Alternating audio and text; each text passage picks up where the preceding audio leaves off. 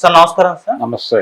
Sir AP cinematography మంత్రి కందుల దుర్గేష్ గారు recent గా ఒక ప్రెస్ మీట్ లో ఏపీలో కూడా స్టూడియోల నిర్మాణం జరగాలి, సినిమా ఇండస్ట్రీ కూడా ఏపీకి తరలి రావాల్సిన అవసరం అయితే ఉంది అన్నట్టుగా అయితే ఆయన మాట్లాడడం చూస్తున్నాం. అయితే ఈ వివాదం అయితే ఎప్పటి నుంచో ఉంది సార్. అంటే ఏపీలో కూడా సినిమా ఇండస్ట్రీ ఉండాలి అని చెప్పేసి, సినిమా షూటింగ్లు పెద్ద ఎత్తున జరగాలి అని చెప్పేసి అప్పుడు జగన్ ప్రభుత్వం ఉన్నప్పుడు కూడా కొంత వివాదం అయితే జరిగింది. మరి ఇది పాసిబుల్ అవుతుందా అంటారా? సినిమా ఇండస్ట్రీ ఏపీలో రావడం, ఆ స్టూడియోల నిర్మాణం, ఈ షూటింగ్ల వ్యవహారం అంతా కూడా మీ ఒపీనియన్ సార్ దీనిపైన? అంటే ఏపీలో సినిమా పరిశ్రమ అభివృద్ధి అనేది చాలా కాలంగా, అంటే అక్కడ ప్రభుత్వం ఏర్పడిన తర్వాత రాష్ట్ర విభజన అనంతరం వినిపించిన మాట మాత్రమే కాదు, నిజానికి రాష్ట్ర విభజనకి ముందు జరిగినటువంటి తెలంగాణ ఉద్యమంలో బలంగా తెలంగాణ సినిమా అనేటువంటి ఒక నినాదం ముందుకొచ్చింది. ముందుకు రావడమే కాదు, రాచకొండ గుట్టల్లో ఒక ఫిలిం నగర్ నిర్మిస్తాను అన్నాడు ఆయన, కేసీఆర్. అంటే ఇప్పుడు రామోజీ ఫిలిం సిటీ లాంటిది అక్కడ నిర్మిస్తామన్నారు. దాంతోపాటు రామోజీ ఫిలిం సిటీని నాగళ్లతో దున్నిస్తామన్నారు. ఈ క్రమంలోనే తెలంగాణ సినిమా అనేటువంటి ఒక నినాదం ముందుకొచ్చింది. ఆ నినాద ఛాయల్లో తెలంగాణ నేటివ్ సినిమాకి జీవం పోస్తాము అని ఎన్ శంకర్ లాంటి చాలామంది మాట్లాడారు ఆ రోజున సినిమా పరిశ్రమ నుంచి. సినిమా అనగానే ఇదేదో ఆంధ్ర గుత్త పెట్టుబడిదారుల చేతుల్లో ఉన్నటువంటి పరిశ్రమ అనే అభిప్రాయం ఉంది. అది సబబు కాదు. నిజానికి సారథి స్టూడియోస్ దగ్గర నుంచి చరిత్ర మొదలు పెడతారు, కానీ దీనికంటే ముందే, అంటే మూకీ చిత్ర నిర్మాణం నాటికే హైదరాబాద్లో సినిమా పరిశ్రమ ఉంది, ఇక్కడ ఫిల్మ్ మేకింగ్ ఉంది తెలంగాణలో అని చారిత్రక ఆధారాలతో సహా చరిత్రని ప్రజల ముందు ఉంచారు, తెలంగాణ సినిమా ఏమిటి అని. ఆ క్రమంలో ఆంధ్ర సినిమా, తెలంగాణ సినిమాగా సినిమా పరిశ్రమ, తెలుగే, రెండు తెలుగు భాషలో ఉన్నప్పటికీ ఇక్కడ ఉన్నటువంటి ఈ ప్రాంతీయ సినిమా, అక్కడ ఆ ప్రాంతీయ సినిమా, ఈ రెండిటికి రెండు రాష్ట్రాలు వేదికలుగా మారతాయి అనే ఒక అభిప్రాయం చాలామంది వ్యక్తం చేస్తున్నారు. కానీ ఆ దూకుడు రాష్ట్రాలు ఏర్పడిన తర్వాత కనిపించలే. రాష్ట్రం ఏర్పడిన తర్వాత రామోజీ ఫిలిం సిటీని నాగళ్లతో దున్నించుట అనే నినాదం వెనక్కి వెళ్ళిపోయింది. అలాగే రాచకొండలో ఫిలిం సిటీ నిర్మాణము అనేటువంటి కార్యక్రమం ఎవరూ మాట్లాడలేదు. తెలంగాణ నేటివ్ సినిమా కోసం జెండా పట్టుకుని ముందుకు నడిచినటువంటి నాయకులందరూ ఏమైపోయారో తెలియదు, అయిపోయింది. మళ్ళీ ఫిలిం ఛాంబర్ చుట్టూనే రాజకీయాలు నడిచినాయి. ఫిలిం నగర్లో ఉన్నటువంటి ఫిలిం ఛాంబర్ చుట్టూనే సినిమా కేంద్రీకృతమైంది. ఆ రోజున నిజానికి, అంటే మెడ్రాస్ నుంచి ఇక్కడికి రావడానికి దాదాపు ఎంత టైం పట్టింది? 53లో ఏర్పడితే స్ట్రేట్ ఇక్కడ ఎప్పుడు వచ్చింది? 90 దశకంలో వచ్చింది. అంటే దాదాపు 40 సంవత్సరాల గ్యాప్ వస్తాయి ఆ రోజున. అంటే తమిళనాడు నుంచి ఆంధ్ర రాష్ట్రం ఏర్పడి అది ఆంధ్రప్రదేశ్గా మారి ఇంత జరిగిన తర్వాత అక్కినేని నాగేశ్వరరావు గారు ఆయన 60 దశకం ప్రారంభంలోనే హైదరాబాద్ వచ్చేసాడు. రావటానికి ఆయన పర్సనల్ రీజన్స్ ఉన్నాయి. ఆయన ఇక్కడికి వచ్చిన తర్వాత నెమ్మదిగా ఇండస్ట్రీని ఇక్కడికి రప్పించడం కోసం కూడా ప్రయత్నం ప్రారంభించాడు. ఇలా మొదలైనటువంటి ప్రయాణం. దీనికంటే ముందే సారథిలో నిర్మాణాలు జరిగేవి. ఇక్కడ చల్లపల్లి జమీందార్ గారు నిర్మించినటువంటి సారథి స్టూడియోస్, రోజులు మారాయి అనే సినిమా రజతోత్సవ సందర్భంగా ఇక్కడ ప్లేస్ ఇచ్చారు వాళ్ళకి. అంటే ఇక్కడ మేము మీకు అన్ని విధాలా సహకరిస్తాము అన్నప్పుడు ఆయన ఈ బిల్డింగ్ కొనుగోలు చేసి ఇక్కడ సారథి స్టూడియోస్ ప్రారంభించాడు. ఈ క్రమం అంతా ఉంది చరిత్రలో. అయితే జయాంధ్ర ఉద్యమం జరిగింది 72లో. జయాంధ్ర ఉద్యమం జరిగినప్పుడు తెలంగాణ నుంచి ఆంధ్ర రాష్ట్రం విడిపోయి వేరు రాష్ట్రంగా ఏర్పడటం అనేది నినాదం. అది ఆంధ్ర నుంచి వచ్చిన నినాదం. కాకాని వెంకటరత్నం గారు ఆ ఉద్యమ ప్రారంభంలోనే చనిపోయి వీర కాకానిగా మారాడు. అయితే ఆ ఉద్యమానికి వెనకాల రాజకీయ లక్ష్యాలు ఉన్నాయి, వేరే రాజకీయ లక్ష్యాలు ఉన్నాయి అనేది ఒక విమర్శ ఉన్నప్పటికీ చాలా మంది కనెక్ట్ అయ్యారు దాంతో, జయాంధ్ర ఉద్యమంతో. ఆ కనెక్ట్ అయిన వాళ్ళలో సూపర్ స్టార్ కృష్ణ గారు కూడా ఉన్నాడు. ఆయన చెన్నై, అప్పటి మెడ్రాస్ పానగల్ పార్క్ ముందు ఒక నిరాహార దీక్ష చేశాడు. చేసి ఆంధ్ర రాష్ట్రం ఏర్పడటం అవసరమై తెలంగాణ నుంచి విడిపోయి ఆంధ్ర రాష్ట్రం ఏర్పడితే సినిమా పరిశ్రమ అక్కడే సెటిల్ అవుతుంది అని చెబుతూ విజయవాడ గుంటూరు మధ్య పద్మాలయ స్టూడియోస్ నిర్మాణము అని ప్రకటించాడు ఆయన. ఓకే. చాలా కాలం పాటు కృష్ణ గారి అభిమానులు ఆ నినాదంతో ముందుకు నడిచారు. ఆ నిరాహార దీక్ష, ఈ ప్రకటనల నేపథ్యంలో ఎన్టీఆర్ ఆయన్ని పిలిచి మందలించడం కూడా జరిగింది కృష్ణ గారి. ఇది ఒక పార్శ్వం. అప్పుడు ఆంధ్ర ప్రాంతంలో స్టూడియోల నిర్మాణము, ఆంధ్ర ప్రాంతంలో సినిమా పరిశ్రమ, ఈ నినాదం వచ్చింది. కానీ జయాంధ్ర ఉద్యమం ఎప్పుడైతే ముగిసిపోయిందో ఇందిరాగాంధీ గారు ఇరు ప్రాంత నాయకుల్ని కూర్చోబెట్టి ఆ విషయాన్ని పక్కకు నెట్టేసి ఎవరికి కావాల్సిన వాళ్ళకి ఇచ్చేసి ఆవిడ ఉద్యమానికి ఫుల్ స్టాప్ పెట్టించేసిన తర్వాత ఈ నినాదాలన్నీ మాయమైపోయినాయి. ఇక్కడ విజయవాడ గుంటూరు మధ్య స్టూడియో నిర్మాణం అనేది కృష్ణ గారు కూడా మర్చిపోయాడు. ఇది చరిత్ర.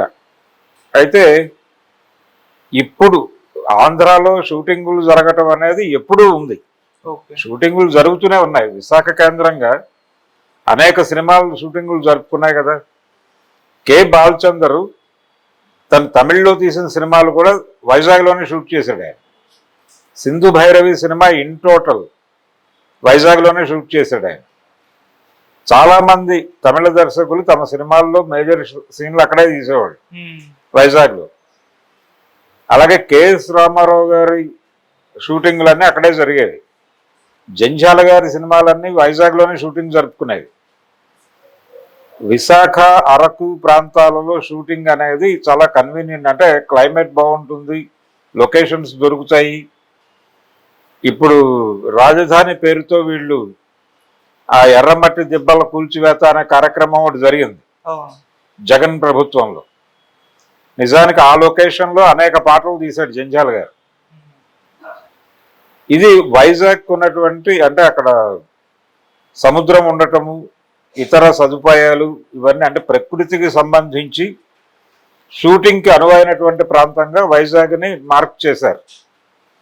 వైజాగ్లో స్టూడియో కట్టే వ్యవహారం నెల్లూరుకు చెందినటువంటి నిర్మాత ఎస్ గోపాల్ రెడ్డి గారు, సుడి గోపాల్ రెడ్డి అనేవాళ్ళు ఆ రోజుల్లో, ఆయన ప్రారంభించాడు.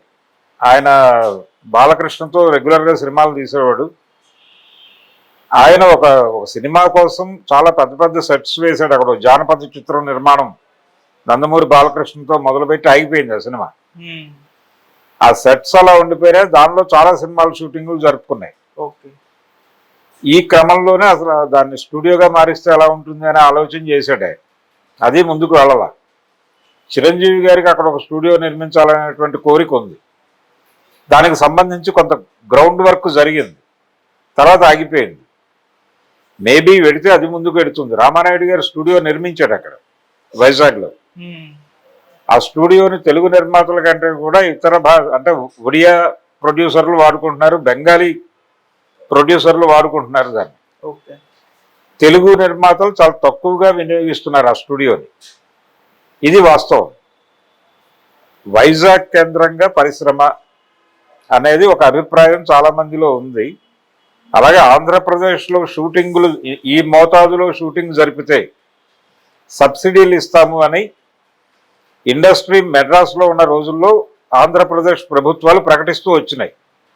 ఎన్టీఆర్ ప్రభుత్వము ప్రకటించింది, అంతకుముందున్న కాంగ్రెస్ ప్రభుత్వాలు ప్రకటించినాయి. ఆ క్రమంలో సబ్సిడీలు ఇచ్చేవాళ్ళు. ఇంత శాతం ఆంధ్రప్రదేశ్లో షూటింగ్ జరుపుకోవాలి, ఉమ్మడి ఆంధ్రప్రదేశ్లో. అది చాలా మంది చిన్న నిర్మాతలు ఆ పని చేసేవాళ్ళు వాంటెడ్గానే. రాఘవేంద్రరావు గారు ఎర్లీ డేస్లో తీసిన చాలా సినిమాలు రాజమండ్రి చుట్టుపక్కల షూటింగ్ జరుపుకున్నవే. ఊరికి మొనగాడు, ఈ సినిమాలన్నీ 16 ఏళ్ల వయసు, కడియం, ఆ ప్రాంతాల్లో ఎక్కువ షూటింగులు రాఘవేంద్రరావు గారికి జరిగేవి. ఇది అందరికీ తెలిసిన విషయం. మెడ్రాస్లో షూటింగులు అంటే స్టూడియో వ్యవహారం మాత్రమే అక్కడ చేసేవాళ్ళు. ఓకే. అవుట్డోర్ అనగానే గోదావరి జిల్లాలకు వచ్చేసేవాళ్ళు. గోదావరి జిల్లాలో ఏంటి, కృష్ణా జిల్లాలో మానికొండలో దాదాపు 7-8 సినిమాలు తీశారు. పాడి పంటలు సినిమా మొదట తీశారు, అది హిట్. ఈ సెంటిమెంట్ కూడా పనిచేస్తుంది కదా. ఆ సెంటిమెంట్ ప్రకారం అదే ఊళ్ళో కృష్ణ గారి సినిమాలే చాలా నిర్మాణం జరుపుకున్నాయి. పంచాయతీ, ఆ తర్వాత ఊరంతా సంక్రాంతి అక్కడే తీశారు. అక్కినేని నాగేశ్వరరావు గారి బంగారు బొమ్మలు అక్కడే షూటింగ్ జరుపుకుంది. వీటన్ని పాడి పంటల కంటే ముందు ఉండమ్మా బొట్టు పెడతా అనే సినిమాతో మొదలైంది అక్కడ షూటింగ్లు కూడా. ఉండమ్మా బొట్టు పెడతా ఆ ఊళ్ళోనే తీశారు, అది హిట్ సినిమా. అక్కడి నుంచి పాడి పంటలు హిట్ సినిమా అలా కొనసాగింది. బావా బావమరిది అనేటువంటి కృష్ణరాజు సుమన్ గారి సినిమా కూడా అక్కడే తీశారు. ఇలా ఒక్కొక్క ఏరియా, భట్లపెల్లిమర్రు అనే ఊరు ఉంది కృష్ణా జిల్లాలో, అక్కడ షూటింగులు చేసేవాళ్ళు. ఇలా చాలా ప్రాంతాల్లో షూటింగులు జరిగిన చరిత్ర ఉంది ఆంధ్రప్రదేశ్లో. కొత్త ఏం కాదు. తెలుగు సినిమా పరిశ్రమ అక్కడ స్థిరపడాలి అంటే విడిగా ఒక నేటివ్ సినిమా డెవలప్ అయితే దానికి సంబంధించి అక్కడ ఏదైనా గవర్నమెంట్ ఇన్ఫ్రాస్ట్రక్చర్ కల్పిస్తే, ఇక్కడ కూడా సినిమా పరిశ్రమ ఆంధ్రప్రదేశ్కి తరలి రావాలి అని చాలామంది చెప్పినప్పటికీ ఇన్ఫ్రాస్ట్రక్చర్ ప్రొవైడ్ చేయకుండా ఎవరు రాలా. ఫిలిం నగర్ నిర్మాణము, స్థలాల కేటాయింపు ఇవన్నీ జరిగిన తర్వాత కదా నెమ్మదిగా రావడం మొదలైంది. ఇప్పుడు రామారావు గారేమో ఆయన స్టూడియో ఆయన కట్టుకున్నాడు ఆయన సొంత స్థలంలో, రామకృష్ణ. అక్కినేని నాగేశ్వరరావు గారు ప్రభుత్వ సహాయంతో స్థలం తీసుకుని అన్నపూర్ణ స్టూడియోస్ నిర్మాణం జరిపాడు. కృష్ణ గారు వీళ్ళందరూ కూడా ప్రభుత్వం నుంచి స్థలాలు తీసుకుని స్టూడియోల నిర్మాణాలు జరిపిన వాళ్ళే. రామానాయుడు గారు వీళ్ళందరూ ఈ ప్రాసెస్ అంతా చూసాం మనం. కాబట్టి ఈ గుట్టల్లో ఎలా సినిమాలు తీస్తారు అని సెక్రటరీ షూటింగ్ టైంలో రామానాయుడు గారు మాట్లాడారు. ఇక్కడ సినిమా పరిశ్రమ ఎలా అభివృద్ధి చెందుతుంది అని కూడా మాట్లాడాడు ఆయన. అదే రామానాయుడు అదే గుట్టల్లో ఇల్లు నిర్మాణము చేసుకున్నాడు, స్టూడియో నిర్మాణము చేశాడు. కాబట్టి ముందు ఆంధ్రప్రదేశ్ ప్రభుత్వం ఏ సదుపాయాలు కల్పిస్తుంది, ఇన్ఫ్రాస్ట్రక్చర్ కల్పిస్తే అక్కడికి వెళ్ళి అక్కడ కంపెనీలు పెట్టి అక్కడ యాక్టివిటీ చేసేవాళ్ళు ఉంటారు డెఫినెట్గా. హైదరాబాదులో ఇక్కడ స్థానము దొరకని వాళ్ళు చాలామంది ఉంటారు కదా, చోటు దొరకని వాళ్ళు ప్రత్యామ్నాయం కోసం ఇంకో సెంటర్ కోసం వెతుకుతారు కదా, వాళ్ళు వెళ్ళి అక్కడ ఉంటారు. ఇదేమీ పూర్తిగా తెలంగాణ నేటివ్ సినిమా కోసమే లేదు కదా. ఇక్కడ ఉన్నటువంటి చాంబరో లేకపోతే మరొకటో వీళ్ళు చాలా స్పష్టంగా దీని మీద ఆంధ్ర రాజకీయాల ప్రభావమే నడుస్తోంది ఇప్పటికీ సినిమా పరిశ్రమ మీద కూడా. పైగా కందుల దుర్గేష్ అనే ఆయన కొద్దో గొప్ప సినిమా పరిశ్రమతో రిలేషన్స్ ఉన్న వ్యక్తి. ఆయన కాంగ్రెస్తో ప్రయాణం ప్రారంభించి జనసేన నుంచి మన నెడదవోలులో గెలిచాడు. జనసేన వాళ్ళకే సినిమాటోగ్రఫీ వస్తుంది అని చాలామంది మాట్లాడారు, అలాగే వచ్చింది. కొంత సినిమా పరిచయాలు ఉన్నాయి. ఆల్రెడీ సినిమా నిర్మాతలు చాలామంది ఆయన అభినందిస్తూ ప్రకటనలు ఇచ్చారు. వాళ్ళందరూ కోరింది ఒకటే, ఆంధ్రప్రదేశ్లో మీరు మౌలిక సదుపాయాల కల్పన మీద దృష్టి పెట్టండి, మేం రావడం గురించి ఆలోచిస్తాము అన్న టోన్లోనే ఆ ప్రకటనలు అన్నీ వచ్చినాయి. అందులో భాగంగానే ఇప్పుడు ఆయన ఈ మాటలు మాట్లాడుతున్నాడు. అంటే ఇంకొక విమర్శ కూడా, అసలు సినిమా పరిశ్రమ అక్కడ లేదు, సినిమాటోగ్రఫీ మినిస్ట్రీ కేటాయించడం ఏమిటి అని కూడా కొంతమంది మాట్లాడారు. ఇది ఒక ప్రశ్న. వాళ్ళు అక్కడ సినిమా పరిశ్రమ అభివృద్ధి చెయ్యాలి అని అనుకుంటే, తెలుగు సినిమా మీద జగన్ గారు చేసిన విమర్శ ఏమిటి, మీ కలెక్షన్స్లో 60% ఇక్కడి నుంచి పట్టుకెళ్తున్నారు, ఇక్కడి నుంచి 60% పట్టుకెడుతూ మీరు కట్టే పన్నులు, మీరు చేసేటువంటి యాక్టివిటీస్ అన్నీ తెలంగాణలో చేస్తున్నారు, ఇది ఎలా కుదురుతుంది అన్న ఒక డైలాగ్ చెప్పాడు ఆయన మొదటివాడు కాదు ఆ మాట అన్నది. అంతకు ముందు కూడా ఆ మాట మాట్లాడినటువంటి వాళ్ళు ఉన్నారు. 2014లో ఎన్నికైనటువంటి చంద్రబాబు గారి కేబినెట్ నుంచి కూడా ఈ మాట వచ్చింది. నిజానికి చెన్నైలో, మెడ్రాస్లో ఇండస్ట్రీ ఉన్న రోజుల్లో ఉమ్మడి ఆంధ్రప్రదేశ్ రాష్ట్ర మంత్రులు కూడా ఇదే మాట. ఆ రోజున కూడా ఇక్కడ సినిమాటోగ్రఫీ మినిస్ట్రీ ఉండేది. నారా చంద్రబాబు నాయుడు గారు సినిమాటోగ్రఫీ మంత్రిగానే చేశాడు. ఆ రోజున పెళ్ళయ్యే నాటికి ఆయన సినిమాటోగ్రఫీ మినిస్టర్ అయి కోట్ల విజయభాస్కర్ రెడ్డి గారి క్యాబినెట్లో. ఎందుకుంది ఆ రోజున శాఖ అక్కడ? సినిమా పరిశ్రమ ఏమి ఆంధ్రప్రదేశ్లో లేదు కదా అప్పుడు, మెడ్రాస్లో ఉంది. ఎన్టీ రామారావు గారిని ఆయన మొదటిసారి కలిసినప్పుడు ఆయన షూటింగ్లోనే ఉన్నాడు. అనురాగ దేవత అనే సినిమాలో పెళ్లి కుమారుడి గెటప్లో ఉండి ఈయనతో మాట్లాడాడు ఆయన పెళ్లి సంబంధం గురించి. ఆయనే చెప్పుకున్న విషయం అది. కాబట్టి సినిమా పరిశ్రమ అక్కడ లేకపోయినా సినిమాటోగ్రఫీ మినిస్ట్రీ ఉండటం, ఆ భాషకు సంబంధించినటువంటి చిత్ర నిర్మాణాలు జరుగుతున్నాయి కాబట్టి అది ఉంది. దాంతోపాటు అక్కడ జరిగేటువంటి షూటింగ్ యాక్టివిటీస్కి కావాల్సిన సహకారం ఇవ్వటం, ఇలాంటివి ఆ శాఖ పరిధిలోకి వస్తాయి. దీంతో పాటు మరిన్ని ప్రోత్సాహకాలు ఇస్తే కొంతమంది ఔత్సాహికులు వెళ్ళి అక్కడ స్టూడియో నిర్మాణాలు ఇవి జరిపేటువంటి ఛాన్స్ ఉంది. అది చెయ్యాలి గవర్నమెంట్. అది చేయకుండా ఆ మధ్య జగన్మోహన్ రెడ్డి టైంలో టిక్కెట్ల రేట్లు పెంపు మీద ఒక వివాదం జరిగింది. చాలామంది ప్రభుత్వం మీద సీరియస్ అయ్యారు. టిక్కెట్ల రేట్ల పెంపును అడ్డుకుంటోంది అని. టిక్కెట్ల రేట్లు పెంపు అనే దాని వలన థియేటర్లు ఆడియన్ ఫ్రెండ్లీగా లేకపోవడం చూసాం మనం. జనాలు థియేటర్లకు వెళ్ళడానికి భయపడినటువంటి సందర్భం చూసాం. కాబట్టి చిత్ర నిర్మాణం జరపాలి అనేటువంటి ఉత్సాహవంతులు ఇప్పటికీ ఆంధ్రాలో ఉన్నారు. అక్కడి నుంచి వచ్చి హైదరాబాద్ వచ్చి కృష్ణానగర్లోనూ మరొక చోట ఉండి నానా కష్టాలు పడుతున్నటువంటి వాళ్ళందరికీ ఒక ప్రత్యామ్నాయ వేదిక అవసరమే. అక్కడ గనక వీళ్ళు అంటే సినిమా పరిశ్రమ నిజంగా అభివృద్ధి చెందటానికి తగిన ఫెసిలిటీస్ ఏర్పాటు చేస్తే వీళ్ళందరూ వెళ్ళి తమ కళలను అక్కడ సాకారం చేసుకోవడానికి ప్రయత్నం చేస్తారు. ఒక యాక్టివిటీ మొదలవుతుంది. అలాగే సినిమాలు, చిన్న సినిమాలు కూడా సినిమా థియేటర్లో వేసుకోవాలనే తపన ఉంటుంది. ప్లాట్ఫామ్స్ ఉన్నాయి. కమ్యూనిటీ థియేటర్లు నిర్మాణం ఒకటి జరగాల్సి ఉంది. అంటే దళితవాడలు ఇలాంటివి ఉన్నాయి కదా, వీళ్ళు డిజైన్ చేస్తున్నటువంటి అంటే బడుగు బలహీన వర్గాల కోసం ఇళ్ల నిర్మాణం చేస్తున్నారు కదా. ఆ జరిగినటువంటి ప్రాంతాల్లో ఒక కమ్యూనిటీ థియేటర్ లాంటివి నిర్మాణం జరిపి తక్కువ ధరకు అక్కడ సినిమాలు వేస్తే వీళ్ళందరూ అక్కడ సినిమాలు అకామిడేట్ చేసుకుని రెవెన్యూ పొందుతారు. ఆ తరహా నెట్వర్క్ ఒకటి నిర్మాణం జరిపి సినిమా నిర్మాణానికి సహకారం అందించి సినిమా ప్రదర్శనకి సంబంధించి కూడా సహకారం అందించగలిగితే డెఫినెట్గా అక్కడ ప్రత్యామ్నాయ సినిమా వర్ధిల్లుతుంది. అంటే నేటివ్ సినిమా వస్తుంది. అక్కడ తెలంగాణలో నేటివ్ సినిమా నిర్మాణం జరుగుతుంది. ఇప్పుడు హిందీ మాట్లాడేటువంటి రాష్ట్రాలు అనేక ఉన్నాయి. మరాఠీ బాంబేలో ఉంది కదా, హిందీ సినిమా పరిశ్రమకి సెంటర్ ఏంటి బాంబే. కానీ మరాఠీ సినిమా కూడా ఉందిగా, అక్కడ బతుకుతుంది కదా. కాబట్టి ఇది కేంద్రంగా ఉంది. ఇక్కడ నేటివ్ సినిమా తెలంగాణ సినిమా కూడా బతకాలి, కానీ అనుకున్న స్థాయిలో లేదు. ఎప్పుడైతే అక్కడ పని మొదలవుతుందో ఇక్కడ కూడా యాక్టివిటీ మొదలవుతుంది కదా.